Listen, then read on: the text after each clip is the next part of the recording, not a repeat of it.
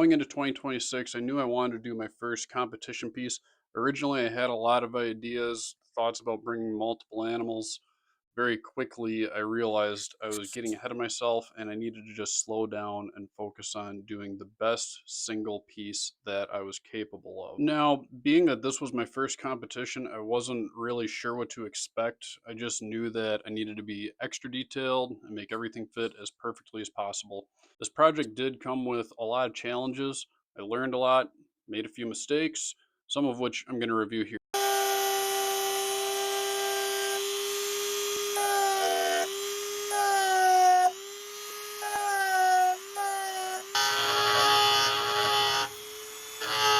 So here's something else I noticed when I was installing this nose is the shape right here and on the other side is not exactly the same.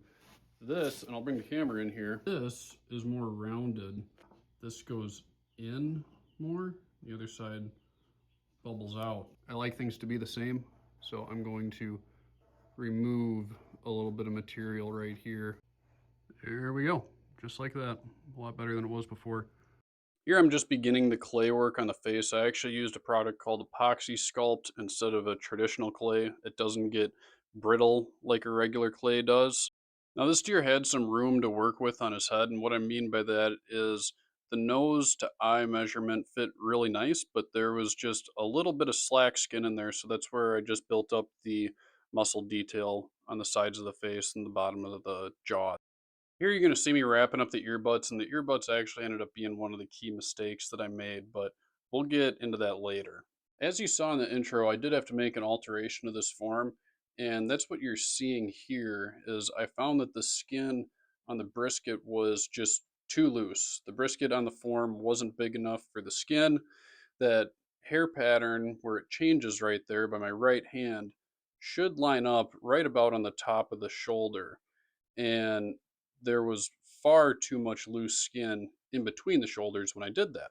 So I had two options: either make the brisket deeper, as you're seeing here where I cut out the foam, or I could make the shoulders wider, which was a lot bigger alteration. And I didn't need to make that big of an alteration to make it fit. It was loose, but it wasn't incredibly loose. As you saw earlier in the video, I used a different mouthpiece on this form. It's called a Fleming. I got this one from Champion's Choice, and when you install those, there's no skin to tuck. So what you're seeing here is I'm cutting off all that skin and the lips so that I can glue it directly onto that part. At this point, I've got the skin test fitted. I've got it so the form is going to fit it really nice. I did have to do some rasping, but I didn't include that in this video. Now I'm just finishing up the last bit of prep work. You're going to see me rasping up the bottom of the skull plate and then the antler base on the form and putting some construction adhesive on there.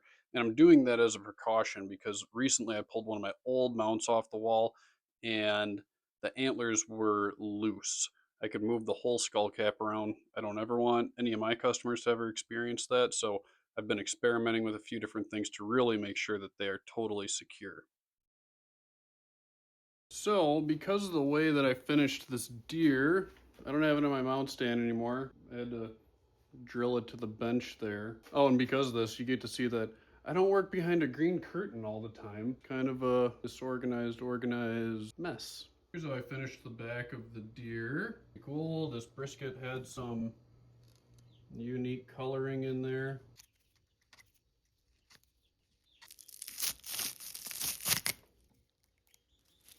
Now that it's dry, you're going to see me start to do the finish work. And before all you taxidermists that know everything start telling me, why are you using white epoxy sculpt on the eyes? My black had a terrible consistency. I don't know if it dried out or what, but it was not fun to work with. So I used the quote unquote natural color and painted it, paint it anyway.